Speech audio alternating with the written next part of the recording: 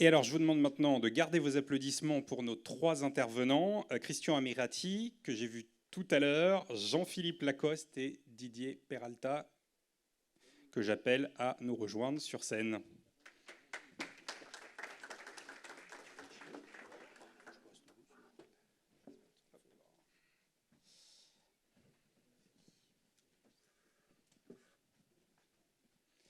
Est-ce qu'on a un micro? Ouais.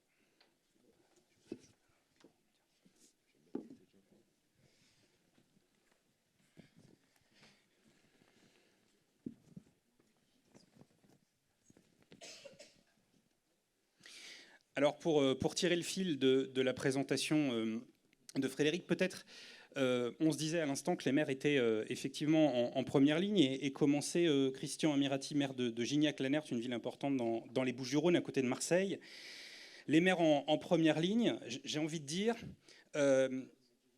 tu as été un des premiers maires des Bouches-du-Rhône à prendre un arrêté anti-pesticides il y a quelques années, un peu précurseur là-dessus. Ça, c'est des mesures à la main du maire, mais comment on finance? Parce qu'on sait très bien les finances exsangues des collectivités, comment on finance finalement l'action à la hauteur de l'enjeu qu'on connaît aujourd'hui, parce qu'une fois encore, nos territoires sont effectivement la première ligne et puis nos concitoyens les premiers concernés au quotidien. Bonjour à toutes et tous. D'abord, je me sens, comme d'habitude, tout petit à côté de toi. Je parlerai de la péréquation financière climatique pour essayer de répondre à ta question. Auparavant, parole de sociologue. Ne vous inquiétez pas, je ne vais pas vous lire l'évangile. Même si j'ai amené mon bréviaire, il va être climatique. Sur le plan politique, le climat devrait maintenant être à la bataille centrale. Dans un avenir proche, dans notre pays, ici en France, notre avenir sera climatique ou nationaliste. À mon sens, c'est là que se situe déjà notre enjeu. Voilà ce que dit le sociologue Jean Viard. C'est vrai que si l'on considère les événements climatiques mondiaux qui se succèdent et leur accélération, qui affole toutes les prévisions projetées, et sans cesse d'ailleurs revues à la hausse, nous devons, mes chers amis, admettre maintenant que la nature vient de prendre la main sur l'histoire de l'humanité. Oui, le climat est la mère des batailles. Mais alors, pourquoi les maires, en tout cas le maire que je suis, a parfois l'impression de ramer un peu, de ne pas, comme me disait l'intervenant précédent, monsieur l'intervenant précédent, de ne pas embarquer totalement leur population, malgré les actions qu'ils mènent sur la question écologique.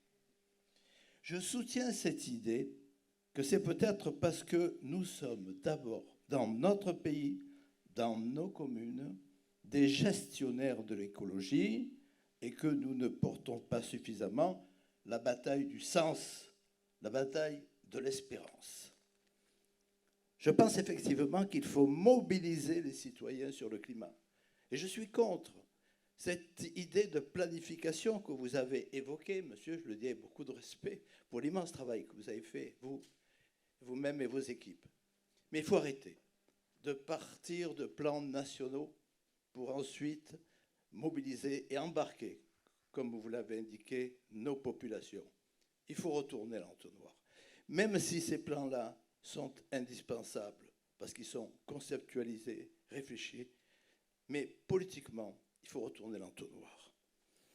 Vous savez, je crois qu'il faut mobiliser les citoyens sur le climat un peu comme on les a mobilisés sur le progrès à la fin du 19e siècle.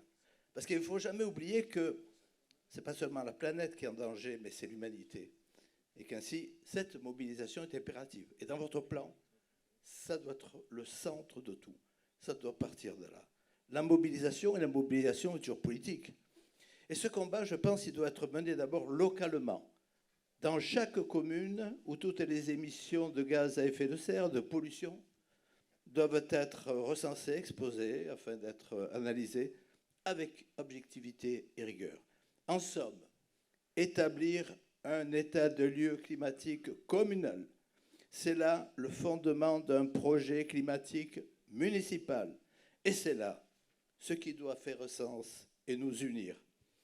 Un projet climatique municipal se construit donc pas à pas, avec les citoyens, par de la sensibilisation. La politique, nous en faisons pour rassembler.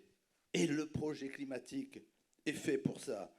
Et il faut commencer par des choses simples, qui fassent le plus facilement consensus. Si nous faisons ça, alors les gens auront le sentiment de retrouver la maîtrise de leur vie. C'est en agissant local que l'on pourra se construire une conscience globale. Pour les maires, il faut se donner, me semble-t-il, la mission d'unifier sa population communale autour du thème du climat pour en faire un axe politique majeur. Il faut enraciner sur le sol électoral de la ville la souche d'un mouvement sociétal et donc politique pour le climat comme trait d'union, unique alternative à la radicalité qui nous divise et qui nous divise même parfois dans nos propres communes. Et cette radicalité, elle peut trouver corps sur de nombreux sujets. Et elle peut, vous le savez mieux quiconque, être également écolo. Tout le monde le sait. Alors, donner du sens à l'action municipale. Tous les maires s'y emploient. Mais nous pourrions aussi nous dire que nous ne faisons finalement que de l'écologie gestionnaire. Ce qui en soi est aussi une bonne chose, une chose nécessaire, car l'écologie se pense et se gère concrètement. Nous avons d'ailleurs quelques outils pour ça. Nous les avons aujourd'hui. Je pense notamment à la boîte à outils qui est mise à disposition des maires, des élus, des citoyens par l'État. Je pense aussi à tout ce que vous avez déjà produit, tout ce que vous produirez demain en matière de plan. Je m'adresse à vous encore, monsieur l'intervenant précédent. C'est vrai, c'est une très bonne initiative. Bon, des documents accessibles, exploitables pour toutes les communes dans leur diversité.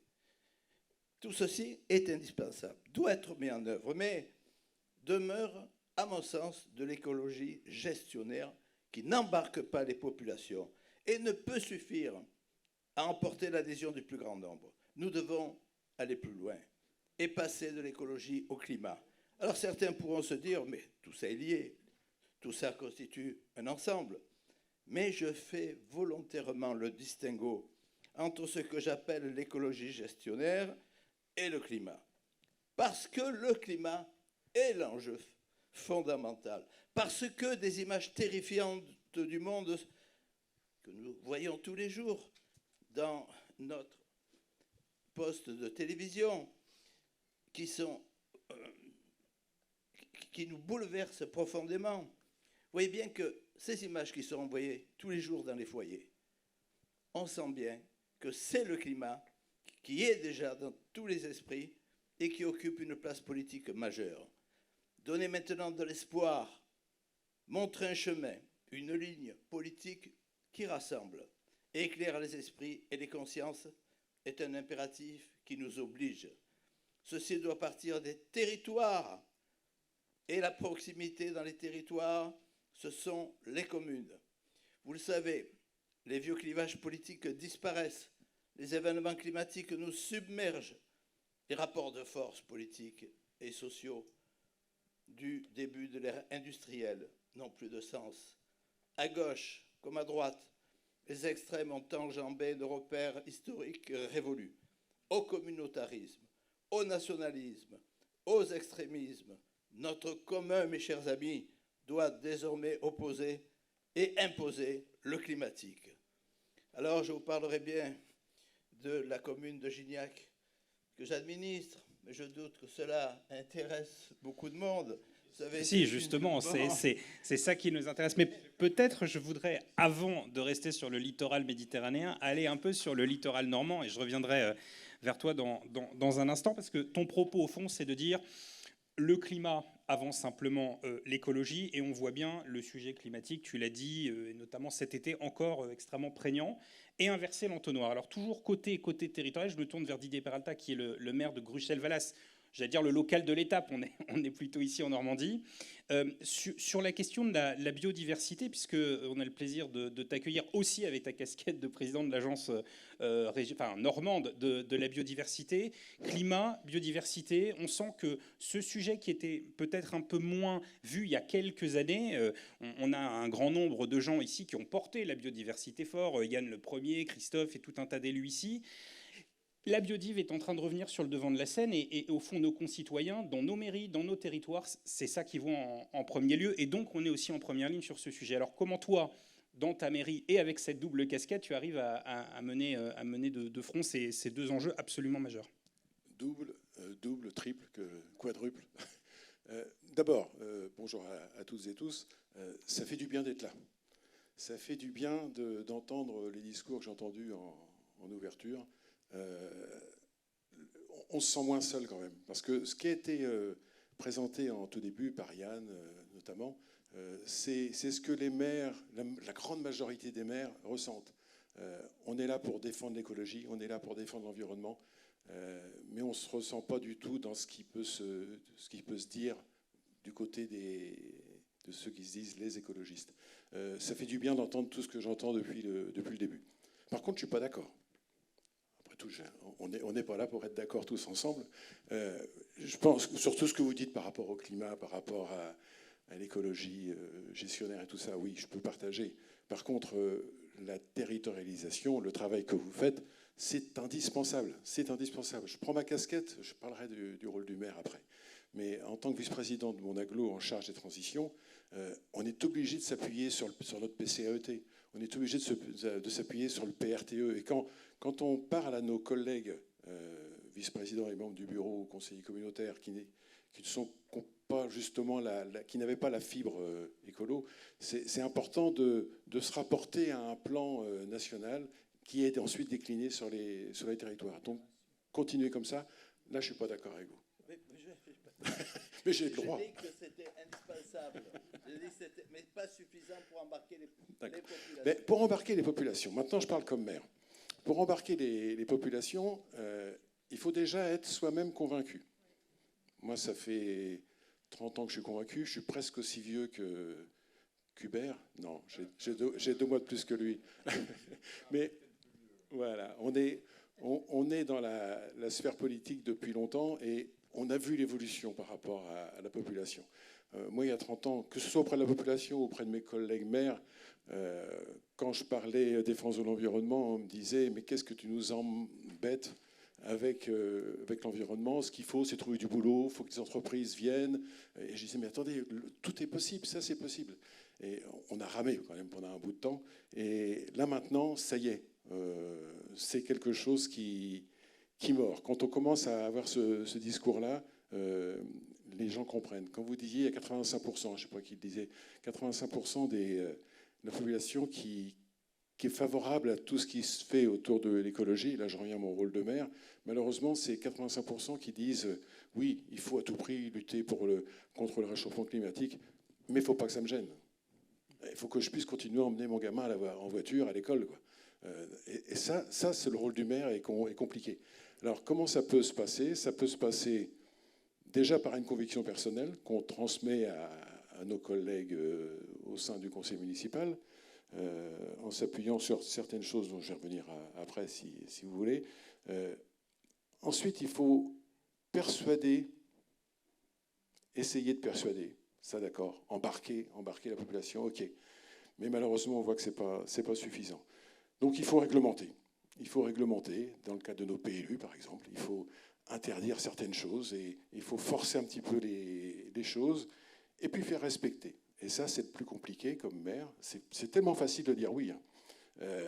Ben non, s'il faut, je reparle biodiversité, mais s'il faut que les clôtures soient avec des trous en bas pour que la petite faune puisse passer, ben il faut le faire respecter. Ouais, d'accord, mais moi, le treillis soudé et occultant, je ne suis plus tranquille quand je mange dehors, et puis il faut bien qu'il pose sur quelque chose. Ben non. Moi, j'ai un cas dans ma commune, il n'y a pas longtemps, où on a accepté il voulait faire du treillis soudé, il a mis on a dit non, c'est pas possible. On lui a dit ok, vous mettez des claires-voies en bois de manière à laisser passer la petite faune, parce qu'il est près d'une forêt en plus. Eh ben non, il a fait quand même ses treillis soudés. Eh ben je fais démonter. Je fais démonter. Et finalement, quand on respecte ça, on se fait aussi respecter, parce que je me suis dit, qu'est-ce que je vais me faire engueuler quand j'ai lui dire ça. Et finalement, le gars m'a dit, ouais, bon, ok, j'ai bien vu que ça lui faisait pas plaisir, mais finalement, il a compris que, ben ouais, il avait eu tort, quoi. Il avait eu tort. Donc, voilà. Alors, comment est-ce qu'on peut être sûr qu'on est dans la bonne ligne en tant que maire? Ben, c'est grâce à des réunions comme ça. On se dit, ouais, je n'ai pas complètement tort. Et puis, on s'appuie sur des organismes extérieurs, par exemple l'Agence normande de la biodiversité et du développement durable, dont le rôle est la connaissance, mais aussi la divulgation, pour faire connaître aux élus locaux et territoriaux ce qui se fait ailleurs, comment est-ce qu'on peut massifier les bonnes pratiques. Et puis je suis président aussi du RAR. Alors je ne sais pas si vous travaillez avec le RAR, le réseau des agences régionales de l'environnement. Ouf. Je suis président du réseau des agences régionales de l'environnement, et on travaille beaucoup avec notamment le ministère, avec les régions. D'ailleurs, je voudrais remercier la région Sud qui vient d'adhérer au RAR pour l'Observatoire des déchets et l'Observatoire de l'énergie. Et j'incite les autres régions à également le faire, notamment, n'est-ce pas, Hubert, pour la Normandie.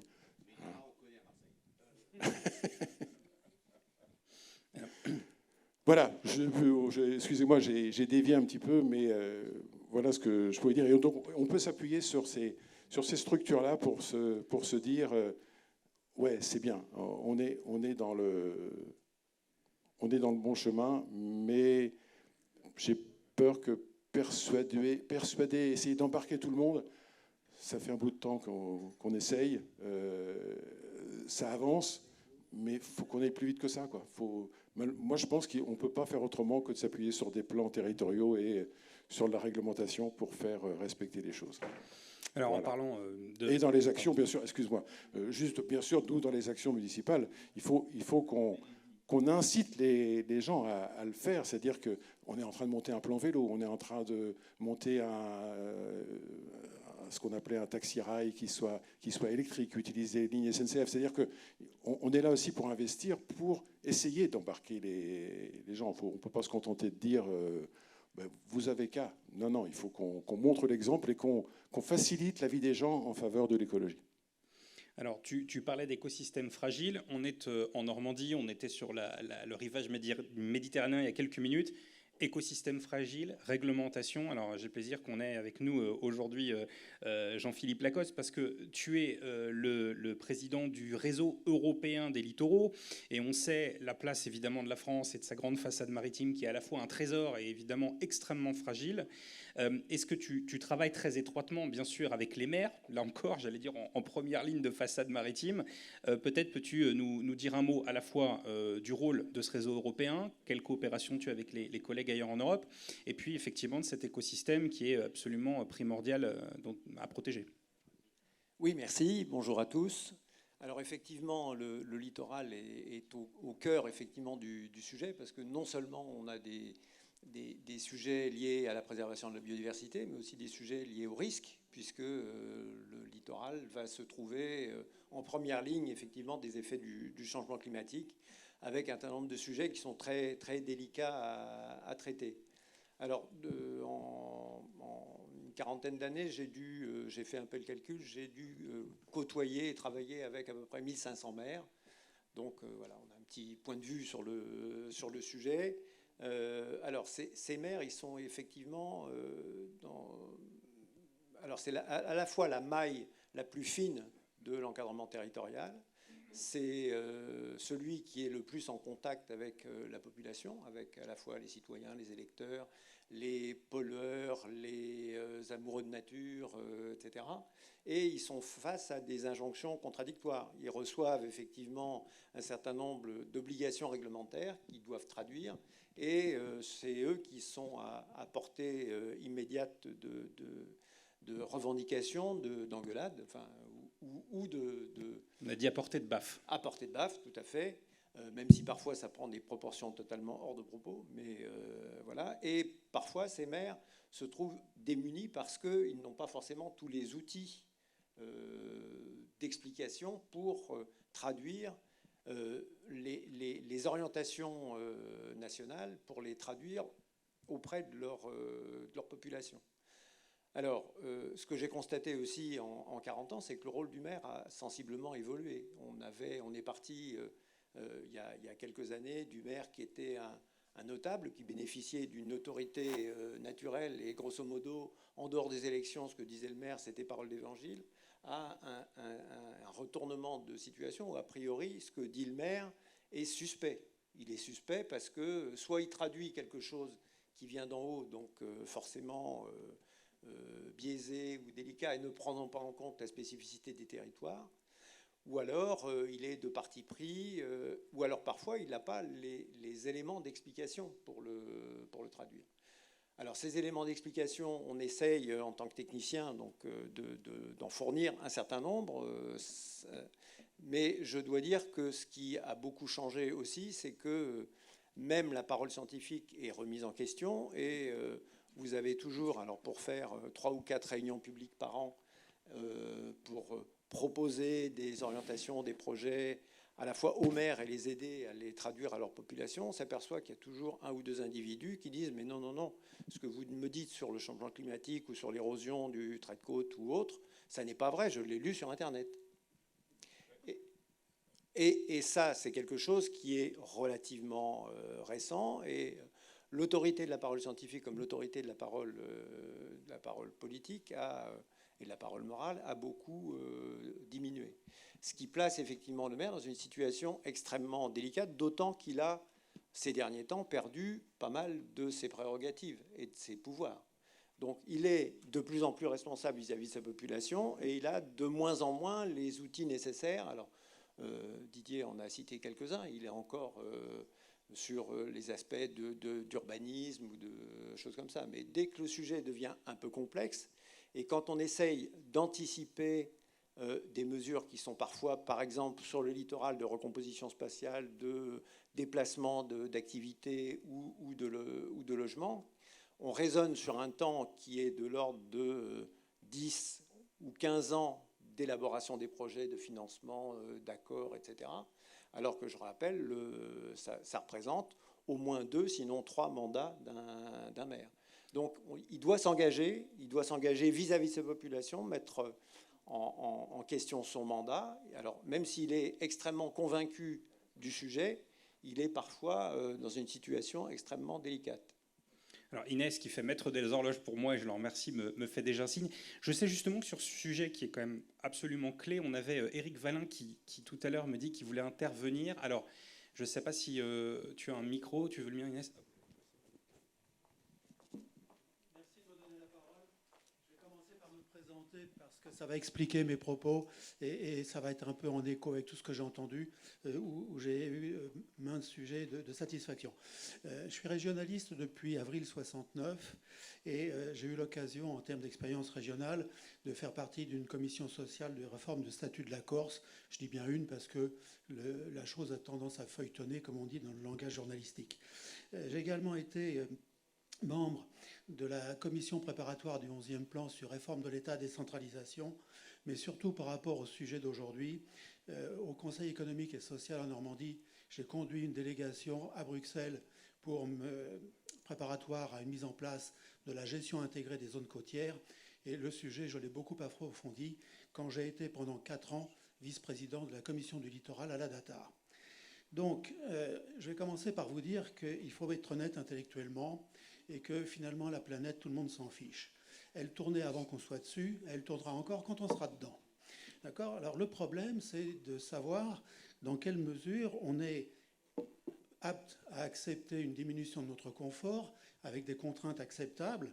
Et comme l'a dit un universitaire parisien, en fait, le GIEC, c'est plus un conseil d'assureurs qu'un conseil scientifique, dans la mesure où le GIEC nous dit, si vous respectez les petites lignes du contrat, on vous garantit un minimum de sécurité et de couverture. Alors pour y parvenir, il y a différentes solutions. Il y a les libéraux qui proposent, avec le temps et le progrès, mais ça c'est assez aléatoire, d'arriver à des solutions écologiques.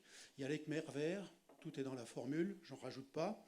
Et puis il y a des solutions telles que celles que vous proposez, et surtout la gestion intégrée des zones côtières. La gestion intégrée des zones côtières, pour mémoire et peut-être pour, je dirais, initier la sensibilisation pour ceux qui ne le sauraient pas. Cher Eric, là-dessus, je pense qu'on est relativement au clair sur la gestion. Et je crois que vous aviez une question, ce qui est le bon moment, parce que sinon, Inès, qui me foudroie déjà du regard, va me rappeler à l'ordre.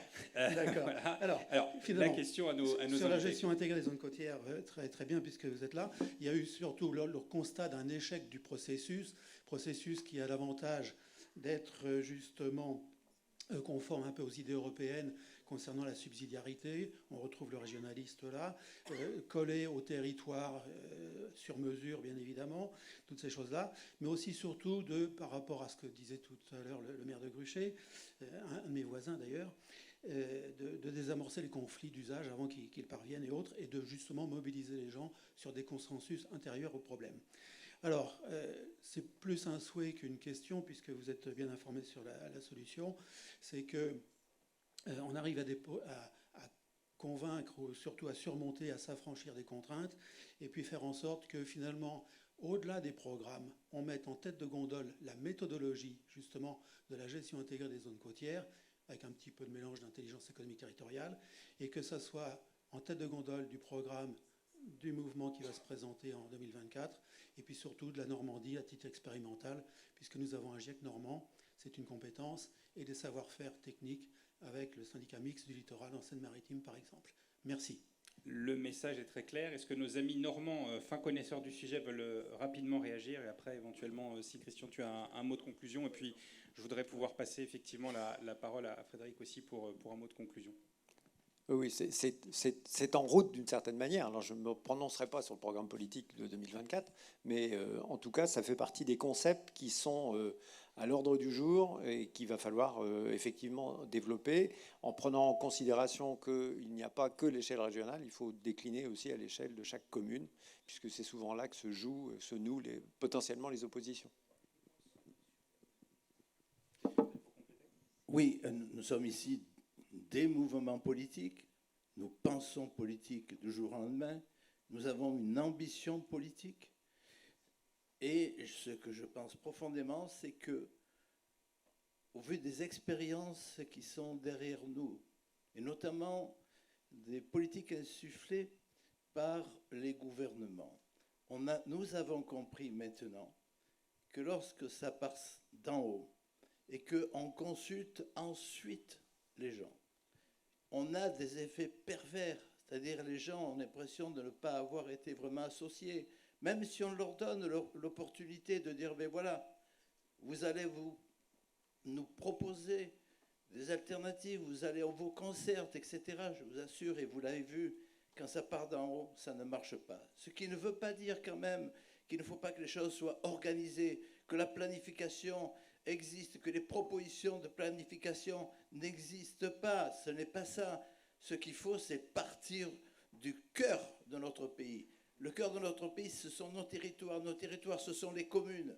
Et moi, je souhaite qu'il y ait, et que ça parte un peu de là, des projets climatiques territoriaux, des projets, nous le faisons, hein, le plan communal écologique, nous l'avons fait, mais les projets climatiques territoriaux, et que pour ce faire, tout à l'heure tu m'as posé une question, je termine par là, il faut de la solidarité climatique.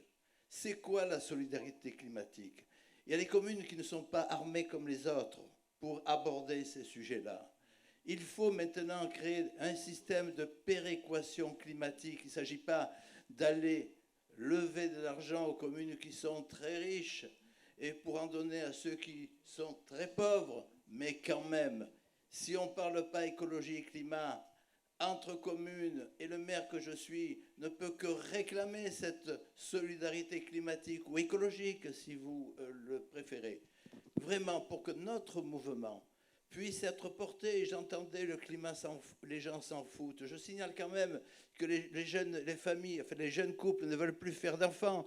Je signale aussi la diminution de la natalité dans certains pays d'Europe. Et lorsque vous les interrogez, ils vous disent mais nos futurs pour nos enfants, on ne va pas en faire, nos futurs. Alors c'est le climat qui est la mère des batailles et c'est l'écologie qui porte les outils pour arriver à nos objectifs politiques. La péréquation climatique, Oui, moi je suis favorable à la péréquation climatique. Juste une petite... ça ne viendra pas d'en bas, ça viendra de décisions d'en haut, d'accord? C'est juste pour tempérer un peu le fait que tout ne vient pas d'en bas, quoi. Tu parlais de jeunesse, j'ai quand même vu quelques jeunes dans la salle. Je voyais Victor Fournier au bout là-bas tout à l'heure, mais c'est un vrai sujet. Comment on parle aux jeunes, comment on embarque? Est-ce que c'est encore par l'écologie? Est-ce que c'est la radicalité? Ou est-ce qu'effectivement c'est maintenant par les climats et donner une perspective heureuse? Pour conclure, peut-être à notre premier intervenant, le mot de la fin, en quelque sorte, après avoir entendu, j'allais dire, la voix des territoires, ou en tout cas le terrain. Avec plaisir. Encore une fois, c'est pas la première fois qu'on entend la voix des territoires. On parle beaucoup avec les territoires, surtout depuis qu'Anne est là et a constitué un pôle dédié. Non, moi je crois qu'il n'y a pas vraiment de désaccord vraiment qui émerge là. Il y a des rôles différents des uns et des autres. Je pense qu'il y a un rôle important à l'État, à la puissance nationale. Et je vais donner un exemple. C'est les filières de poids lourds, ils viennent nous voir et nous disent mais du coup on doit investir plutôt dans l'électrification des poids lourds ou les poids lourds au biogaz. La filière maritime vient nous poser la même question. Il y a l'aéronautique, il y a l'industrie. Il n'y aura pas assez de biomasse pour tout le monde. On le voit quand on fait les bouclages, les travaux, on dit il n'y aura pas assez de biomasse pour tout le monde. Et du coup, il faut bien un moment qu'au niveau national, on puisse donner des orientations, dire, en fait, voilà, il y a des tas de choses comme ça qui émergeront pas effectivement du niveau local. Et donc l'État a un rôle important. Et donc moi, je suis très très convaincu de cette démarche là. Mais ensuite, on partage tout à fait le fait que la transition se passe dans les territoires, l'embarquement, tout ça. Du coup, doit venir les territoires, doit être construit avec pas seulement les collectivités locales, avec les gens, les citoyens, parce que c'est ce qui leur parle. L'autre mot que je voudrais ajouter juste en conclusion, c'est que le climat, oui, bien sûr, mais moi j'insiste beaucoup sur les autres enjeux environnementaux. Mon avis tout à fait personnel, moi je suis plus effrayé par la crise de la biodiversité que par celle du climat, très honnêtement. Je trouve que l'évolution de la biodiversité, elle est absolument terrifiante et bien moins comprise. À la fois c'est plus concret la biodiversité, un léol c'est mignon, un petit animal, ainsi de suite. À la fois qu'est-ce qui fait que la biodiversité continue à s'effondrer est moins compris et les conséquences derrière sont vraiment importantes. Et donc là il faut qu'on résolve la crise du climat, donc on émette moins de gaz à effet de serre, qu'on s'adapte au changement climatique qui va de toute façon arriver, de toute façon c'est déjà dans l'explosion, la biodiversité et puis l'eau, hein, la crise qui est devant nous sur l'eau, elle aussi c'est un enjeu monumental. Je ne cherche pas à devenir négatif, hein, mais je veux dire c'est le climat oui, mais les autres enjeux aussi, et n'oublions pas aussi de les pousser, d'en parler. Voilà. Mais merci pour toute cette énergie d'engagement en tout cas sur cette cause importante. Merci à tous. Alors je crois qu'on est déjà très en retard, me dit Inès. Je ne sais pas si... Pardon, tu me disais sur les questions, je crois qu'on n'a pas de temps. Mais en tout cas, il y aura un temps un peu après pour avoir des réactions. Je comprends qu'on doit enchaîner, c'est ça, parce que nos intervenants sont pressés. Merci à tous.